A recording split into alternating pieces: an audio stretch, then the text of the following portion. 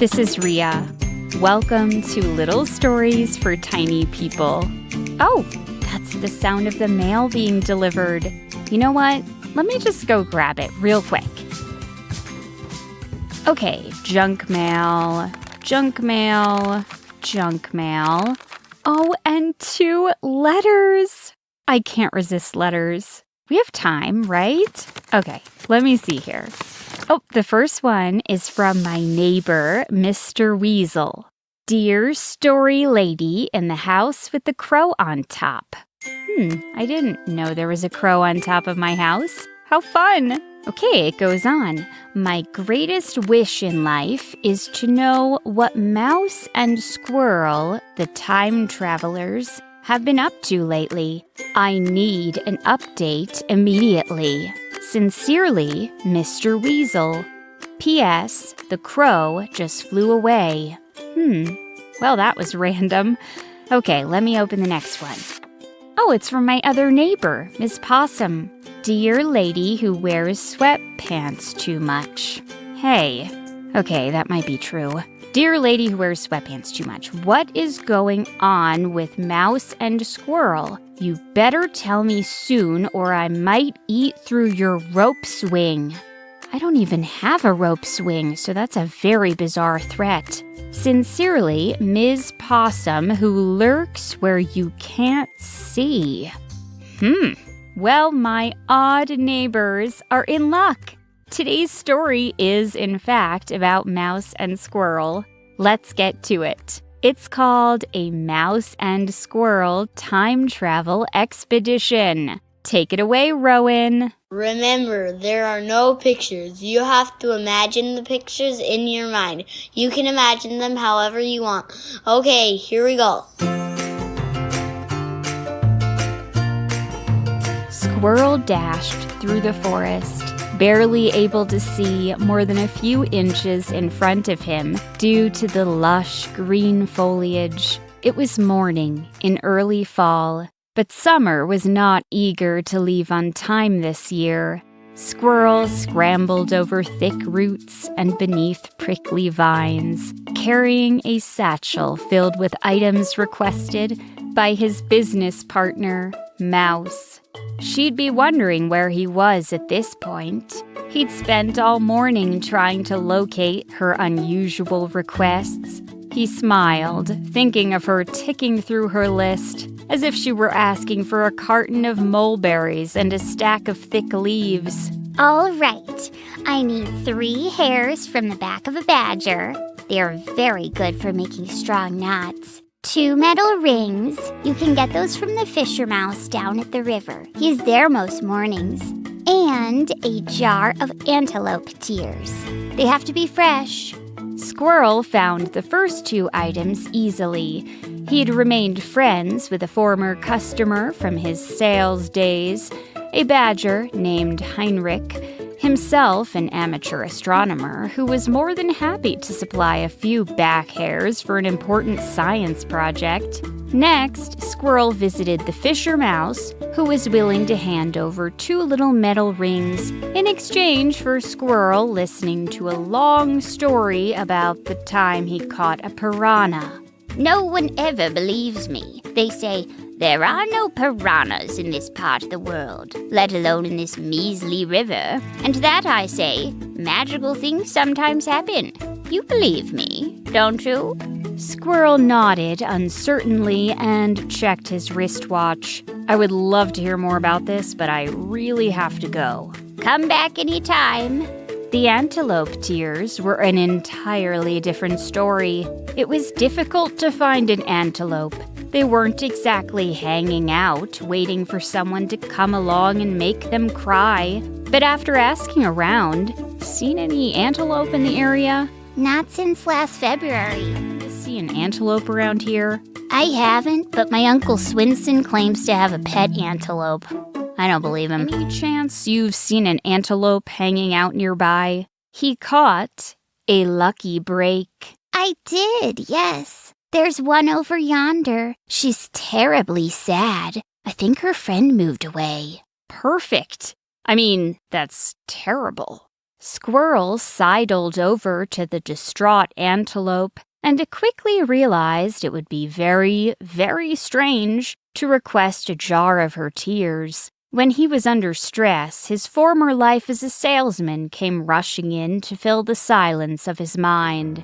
You know, it might make you feel better to capture those tears in a jar and send some to your friend who moved away as a way to remember you. Squirrel shook his head. Ugh, too weird. In the end, he settled on comforting the antelope, who turned out to be rather sweet. And I may never see her again. That's awful. I'm really sorry to hear that. Thank you. Squirrel just couldn't do it. He had an antelope crying actual tears right in front of him, and he simply could not do it. It was just too awkward. In the end, Squirrel patted the antelope's back, saying, There, I'm sure you can send her postcards or something. And you are pretty fast. I bet you could just visit her. By the time Squirrel arrived back to Mouse, it was afternoon. The sun was high in the sky above the trees. He saw the glint of the metal through the leaves and made his way carrying what he'd managed to find. Squirrel, where have you been? Did the badger give you trouble? Mouse was tinkering with something right inside the sliding doors of the metallic contraption. It looked very much like an elevator set in the base of an old hickory tree. Squirrel himself had assumed it was an elevator the first time he'd seen it. He'd leapt right into it and started pressing buttons, not realizing the thing would take him through time and space rather than up to the tree's canopy. In the time since Mouse and Squirrel had become business partners, Squirrel had at least convinced her to add a sign that read Time Machine, not Elevator, next to the sliding doors. But plenty of animals were still confused. Could you really blame them? It really did look like an elevator, and animals are typically in a rush when they try to catch one of those. There had been a parade of animals who had inadvertently traveled through time. There was the possum, who just wanted to go about 12 feet up the tree, but ended up 12,000 years in the past. Oh, hi. This is actually not an elevator, so do not press this button. Yes, don't. Whoops. Time travel. There was the weasel who had snuck inside without Mouse and Squirrel noticing as they tested a new feature. Is this elevator broken? This is not an elevator. Time travel. And there was the crow who had one wing in a sling, but who wanted to ride up an elevator in order to perch upon the highest branches of the tree, but instead traveled 50 years into the future. Oh, hello. Just so you know, this is not an Time travel in progress. It was an ongoing issue. But besides that minor problem, Mouse and Squirrel had a thriving business, taking tours of animals on peaceful time travel trips. In a moment, we'll be arriving on the banks of the Mediterranean Sea 100,003 years in the past. Oh, that's specific. But there were no tours scheduled on this particular day. It was a Tuesday, the day Mouse and Squirrel set aside to fix things on the time machine, complete administrative tasks, and get ready for upcoming trips. Now, Mouse stood and smiled at Squirrel expectantly. No, the badger was the easy part. Here's what I've got, Squirrel said, handing Mouse the bag with his loot. Oh, these are lovely hairs. And you got the metal rings. Mouse pawed around in the bag. I don't see the jar of antelope tears. About that. I guess it was too much to hope that you could find a crying antelope. Squirrel just smiled. Then he sniffed the air and frowned. Mouse, what is that smell? Mouse smiled brightly. Oh, that's the cheese I picked up from the market this morning. Doesn't it smell great? She pointed a paw at a stack of cheese wrapped in paper in the corner of the time machine. Yeah, Squirrel said, wrinkling his nose. Come on, I need your help with something. It's nothing dangerous, is it? Mouse giggled. Of course not. Squirrel had been planning to do some paperwork that he had kept shoving aside, but it could wait a while longer. All right, Mouse said, standing at one end of the time machine. You go over there. I just need you to connect some wires for me, and then I can run some tests in the control panel. Okay. Squirrel crouched in front of an open panel in the wall, where he could see several different colored wires. I need you to twist together the green and the blue wires. Do not, and I mean do not, connect the green with the red. Squirrel furrowed his brow. He glanced at Mouse, who was smiling broadly. Squirrel reached out and grasped the green and blue wires in his paws. Just before he was about to connect the wires, Mouse shouted, Wait, hold on. I got that mixed up. Squirrel felt his chest tighten. What? You do have to connect the green with the red. That would have been really It was in bad. moments like these that Squirrel wished he shared some of Mouse's technical expertise. She was the inventor. He was the business guy. It involved a lot of trust. Squirrel dropped the blue wire and picked up the red. Green and red. Yes, You're sure about this? of course. What would happen if I twisted together the wrong wires? Let's not think about that. Green and red, let's go. Squirrel took a deep breath, squinted, and twisted together the green and the red wires. There was a brief moment of silence in which Squirrel was quite sure his heart did not beat once. Then he heard something come to life on the other end of the time machine. It worked. Mouse said, grinning at the control panel. It's ready to test. Minutes later, Mouse was pushing a little wristband over Squirrel's paw. She put another one on herself. Man, that cheese is potent.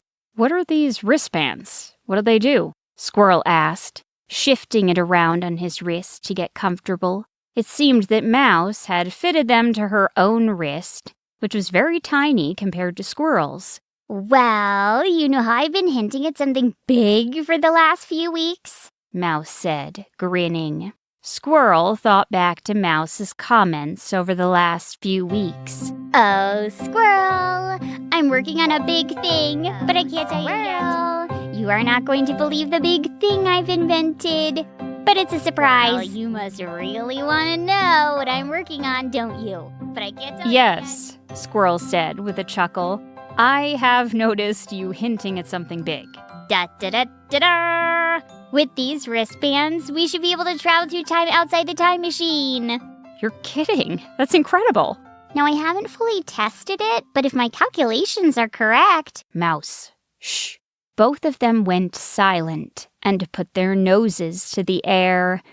Beyond the strong scent of Mouse's cheese, they both caught a whiff of something else. Fox. Badger. Nope. You're right. Fox. A nose appeared between the open doors of the time machine, sniffing. It was inches from them. You must have smelled the cheese. Oops. What do we do now? Close the doors. Mouse crept to the control panel and pressed some keys. Squirrel followed. The two of them huddled in the farthest corner of the time machine. Mouse, the doors are not closing. I forgot I disabled them. What? It's gonna take me a while. They didn't have a while. They had seconds at most. Mouse, what about the wristbands? What wristbands? This wristband, the one that's nearly cutting off my circulation. Oh, yeah, sorry about that. I haven't tested them enough. A fox paw appeared in the doorway. Mouse and Squirrel were shocked by its size. The rest of the fox would surely emerge in a moment's time. Just get us out of here, Mouse, test or no test. Are you sure? Yes, just go. Well, it would be exciting to test my new... Just do it, Squirrel shouted as the fox's shadow darkened the entire doorway. Mouse clicked some buttons on her little keypad. Take my paw, Squirrel, so we don't get separated. That could be bad. Mouse said, holding out her paw to Squirrel. Squirrel grabbed it tightly. With her free paw, Mouse pressed a few final buttons. They went tumbling through time. It felt as though they were falling through darkness. The time machine, the fox, the stinky cheese, all vanished. From somewhere in the ether, they heard a voice. Time travel in progress. Time travel in progress. Time travel in time travel completed. Mouse and Squirrel hit against hard ground. Ouch. Mouse popped up, grinning. That was so much better than I expected. We traveled 2 years into the future. I'm not sure where we are, though. Squirrel pushed himself up from the ground. His neck was sore, and one of his feet was numb. Otherwise, he was miraculously okay. He looked around and smiled. Mouse, you did it. How many times have you tested that? Mouse said, glancing around. How many times have you tested the wristbands? Oh, 0. Okay. Well, somehow you managed to get us here in one piece. Yeah, that's what I was worried about. The pieces. They were in what looked like a rainforest. The air was damp, and they were surrounded by green all around. Well, want to go back? We could travel back. Just set it for, 20 minutes before the fox showed up. You could fix the doors. Also, we can toss that cheese. That must have been how he found us. Right. Travel back in time. Yeah, the thing is, getting back may be a little more complicated. Where are you, What was Gator? that? It sounds like... Gator. Oh no. Mouse and Squirrel scampered in the direction of the sound. They ran right into a pane of glass. Oof. Ouch. Gator. Where is he? Gator? Mouse, we're not in a rainforest, Squirrel said, looking through the pane of glass to a bunch of human children gathered around them. Squirrel could make out shelves and shelves filled with books. Mouse, we're in a tank. Technically, I think it's a terrarium. Hey, Squirrel, who do you think Gator is? Squirrel's mouth went dry. I don't know, Mouse, but I don't want to find out. I think we're about to find out who Gator is. Mouse, look at me. Mouse, focus. Okay. You need to get us out of here. I don't know how, but you managed to transport us through time and space using these wristbands into a terrarium, and now you have to get us back. I know what you're saying. It's just, well, it could work. In theory. What do you mean, in theory? The return trip is more complicated. It's hard to explain quickly. It has to do with our proximity to the time machine itself. I'm just not sure. What could happen to us? We could get there safe and sound. Or we could scatter into a million pieces across space-time. Squirrel felt himself go cold. The rustling sound approached. Outside the tank, the children were giddy. Gator! There he is! Oh, he's so cute. I love you, Gator. Mouse and Squirrel backed up against the glass of the far wall, holding on to each other. We could get lucky. Maybe Gator is allergic to... Both squirrels and mice. It's possible. In theory. Mouse, you need to get us out of here. Tests or no tests. But the million pieces thing, are you sure? Squirrel thought of the first time he'd met Mouse. It had taken him time to understand that this ridiculous, cheerful, enthusiastic creature was also a genius. She had always gotten them home in one piece. I trust you, Squirrel said, squeezing Mouse's paw. If you say so. The children outside the terrarium were bursting with excitement. Look at him go. I like his feet. Mouse pulled out her little keypad. Squirrel took a deep breath and closed his eyes, bracing for departure. I can't remember my PIN. Squirrel's eyes shot open. Your what?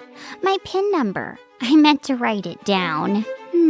Was it 9208? No, that's not right. Was it 8202? No, I would never put an 8 in front of a 2. Just try something.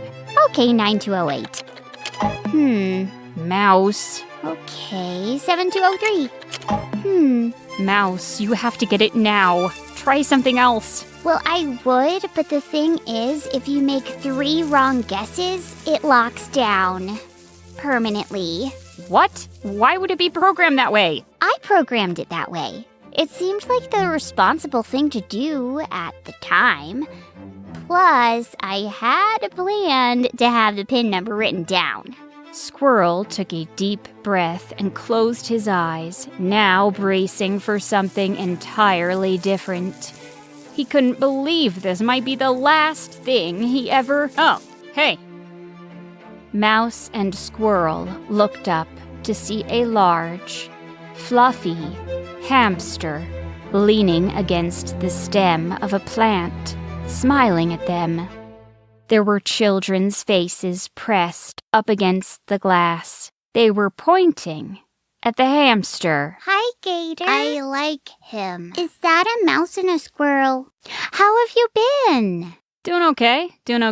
I've had this gig about a year. It's not bad. Squirrel turned to Mouse and stared at her, incredulous. You know this guy? We went to science camp together when we were little. Squirrel blinked. He felt his heartbeat slowly return to a normal pace. You're Gator? Just for this gig. Some kind of joke for the kids. Name's Trent. Nice to meet you. How'd you guys end up in here anyway? Trent said, scratching the fur on his chin. Squirrel shook Trent's paw, his own limp. It's a long story. Then Squirrel felt his heart lift. They were not in danger. They would not have to rush into using the experimental wristbands. They could get out of the tank somehow, locate the time machine. They could travel back a better way. They could... Squirrel, I just remembered my PIN. Trent, it was so good to see you, but we have to go. Bye. Wait, Mouse, why don't we... But it was too late. Mouse had already keyed in her PIN number. Whoa! Together, Mouse and Squirrel tumbled through space and time. Gator, the children, the terrarium, the building, everything faded into darkness. Squirrel gripped Mouse's paw. Time travel in progress. Mouse, are we splitting into a million? Hey, what happened to my voice? Oh, that could be a side effect of, my voice is so deep. I'm an elephant mouse. This is not funny, Mouse. This is not funny yet. But Squirrel didn't finish the thought. Time travel in time travel completed. They were both sent tumbling through the air, rolling across the ground. Ouch. Oof. Squirrel's head ached, but he took that as a sign that he had not split into a million pieces scattered across space-time. He blinked his eyes open. She'd done it. Mouse had actually done it. They were back in the time machine. Sunlight streamed through the open doors. Mouse popped up from the floor, smiling. Well, that wasn't so... Bad, was it? I really outdid myself. Squirrel smiled. You really did. Hey, my voice. Mouse giggled. I'm sure it'll go back to normal. When? Mouse smiled. When the time's right. Squirrel stood and dusted himself off. His nose wrinkled in distaste. Phew, we gotta get that cheese out of here. Together, they gathered up the stinky cheese, carried it down to the nearby river and set it on a large rock. Back at the time machine, Mouse worked on re-enabling the sliding doors. Okay, this should work. The doors slid towards each other. Just as the gap between them disappeared, Squirrel and Mouse saw a shadow pass the time machine. They peeked out the windows of the closed doors.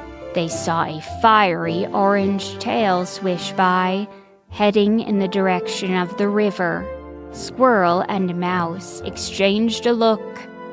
Then they got down to business. After all, it was a Tuesday, and they had lots of work to do. Oh, and Squirrel's voice did return to normal. Eventually. Some things just take time.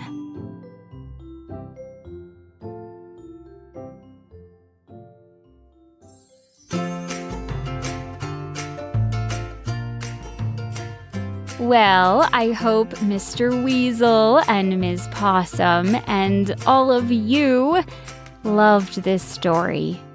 Little Stories for Tiny People is written, performed, and produced by me, Rhea Pector. My in-house tech director, Peter Kay, runs my website and puts my stories on the internet for all of you to enjoy. Thank you to my Little Stories premium subscribers who make it possible for me to continue doing this. You can join to get more of the stories you love, ad-free listening, and access to Little Stories for Sleep, an exclusive bedtime podcast. Just visit littlestoriespremium.com. Thank you to Rowan for the super important reminder message at the beginning. And thank you, as always, for listening in.